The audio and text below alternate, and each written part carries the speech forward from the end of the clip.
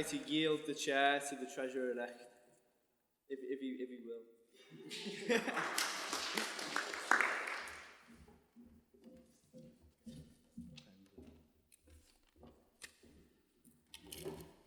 Good evening, members, and thank you, Mr. President. It's been an honour serving under you, and I hope you're looking forward to retirement. I want to begin tonight by saying that, of course, 2035 is an ambitious goal. The UK government is working towards 2050, as Jenny said. Most of the governments around the world are also working towards 2050. Finland is aiming for 2035, and the Maldives, 2030. They're alone and they're a rare breed. However, I'll argue tonight that to ensure we achieve net zero by 2050 at the very latest, which is when the science tells us, then we should have ambition, we should move towards 2030, and we can have faith in it. I have a number of reasons for this. Jenny focused a lot on the government tonight. I'm not going to at all. Me, Mr. Dunn and Mr. Skidmore might have very different political views from each other. But, you know, we did do PPE at Oxford together. Not Chris. Hasty preparation. My next point is that we should focus on, instead, businesses and smaller and medium institutions. These are the vessels through which we can enact net zero by 2035, if only we have faith. I want to quickly outline the task that faces the proposition tonight. Having no faith is a nebulous concept, but it's one that's thrown around often enough. If you don't know for some reason, Merriam-Webster defined it as to believe that something does not deserve to be trusted at all. Thus, the wording of this motion means that side proposition tonight don't just have to say that the reasons for having faith in net zero 2035 are weak, nor that is an ambitious goal. They have to say that there's zero chance we can have any faith in it at all. I think this is a defeatist attitude, and I want you to think that as well. Hopefully, I'll be able to convince you tonight. But firstly, the duty falls on me to introduce the proposition for tonight's debate.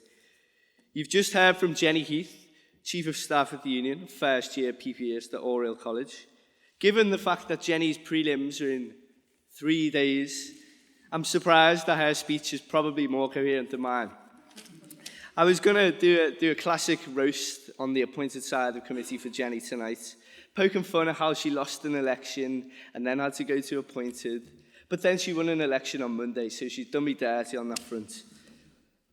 In all seriousness, Jenny is one of the hardest workers, and she's a credit to the union. And that was an excellent speech. Next, you'll hear from Mike Berners-Lee. Mike is a professor at Lancaster University and a researcher who specialises in carbon footprints. Before you ask, yes, he's Tim's brother. Mike's written some excellent, popular books on climate change, but aside from those, I'm sure I'm not alone tonight in hoping he and his bro get together and write a book about how they were brought up, because that'd be one hell of a parenting manual. After Mike, you'll hear from Alexis McGibbon. Alexis is Net Zero Standards Manager at Oxford Net Zero, and she tries to translate the jargon-filled academic research into actionable insights. I'll move past the fact that her title is quite jargon-filled. But I thank her for this, because one, I hate academic jargon, and two, these actionable insights are crucial to what I'm going to rely on tonight to prove that businesses and institutions can meet net zero by 2035.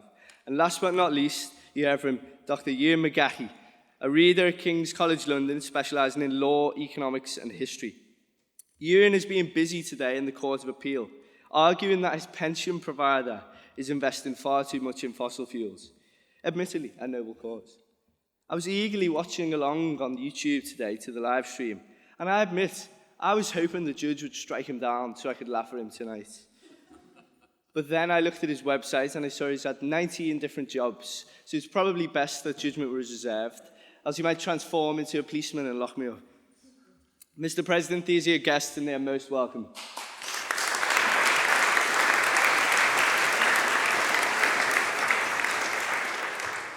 I promised that I'd first tell you about why we should have the ambition to move our target to 2035. The main thing I'm going to rely on for this is advances in technology that can be implemented by businesses. Doubtless, some of the further speakers on the proposition will tell you about the issues with these technologies. They can't scale up fast enough. They're too expensive. They're not tested. But I want to offer an optimist's case tonight. I think they can come online faster than we think, and definitely in time for 2035 if that's what we want. There are 3 types that are ready to scale up right now that will go a long way to solving our issues. Firstly, direct air capture, which sucks gases out of the atmosphere. Secondly, something called BECCS, bioenergy with carbon capture and storage, which, from my rudimentary knowledge of it, means that plants suck up carbon dioxide and we catch it when they get it back out again. Finally, natural solutions like reforestation. There are numerous more in the works, some ready to launch sooner, some ready to launch later. Some of the 3 I mentioned just then are going to be coming online in the next year or so. There's a big one in America that will suck 1 million tons, I believe. I'm looking at that side for guidance on this. I'm not sure why. One criticism of these that I keep coming across time and again, and this is in a big publication, The Economist, is that it hasn't been tested at scale. But I want to ask you tonight, how many of the innovative technologies that powered humanity's biggest achievements have been tested at scale? I thought I could go through this whole speech without talking about ChatGPT, but sadly not. ChatGPT is already having its impact on the world without being tested at scale. In fact, what's happening now is the ChatGPT test at scale.